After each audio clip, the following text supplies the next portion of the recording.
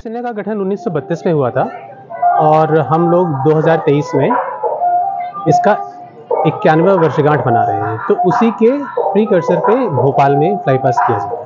Sir कौन कौन से जहाज, कौन कौन से हेलीकॉप्टर शामिल है इसमें? यहाँ तभी आप लोगों ने देखा होगा, कुछ प्रैक्टिस हुई है, भोपाल के लोगों ने भी देखा होगा। जो फ्लाई पास्ट का प्रैक्टिस में आज फाइटर्स में सुखोई 30 MKI, मिराज 2000, जगुआर और भारत देश में बना हुआ लाइट कॉम्बैट एयरक्राफ्ट LCA तेजस और हॉक्स फाइटर्स में है।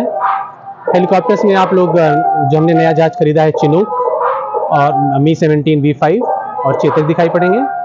ट्रांसपोर्ट एयरक्राफ्ट हमें AN-32, IL-76 और C-130 एयरक्राफ्ट का यहाँ पे डिस्प्ले होगा।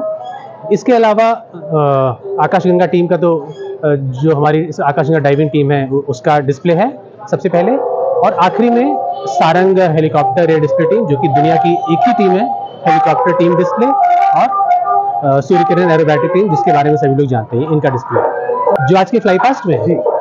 अच्छा, सुखोई 30 MKI ये मल्टी रोल एयरक्राफ्ट है, all weather multi role aircraft. ये स्ट्राइक में भी यूज हो सकता है, एयर डिफेंस में भी यूज हो सकता है और अटैक के लिए भी यूज कर सकता है। LCA भी मल्टी रोल है, स्ट्राइक कैपेबिलिटी भी है, एयर डिफेंस कैपेबिलिटी भी है।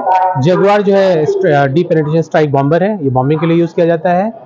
और मिराज 2000 फिर से एक मल्टी रोल एयरक्राफ्ट है, एयर डिफेंस के लिए भी यूज कर सकते हैं और स्ट्राइक के लिए भी यूज कर सकते हैं। तो ये, और बाकी जो चिनूक है हेलीकॉप्टर, ये स्ट्रेटेजिक एयरलिफ्ट के लिए है। Mi-17 एयरलिफ्ट हेलीकॉप्टर है, LCH भी एयरलिफ्ट के लिए है। कुछ Mi-17 मॉडिफाई किए गए हैं अटैक करने के लिए भी, अटैक हेलीकॉप्टर भी यूज है, कुछ प्रोग्रेस लगी हुई है। और ट्रांसपोर्ट एयरक्राफ्ट सारे C-130, AN-32 और IL-78 रिफ्यूलर है, इससे रिफ्यूलिंग करते हैं एयर टू एयर, और बाकी ये strategic airlift transport. Thank you.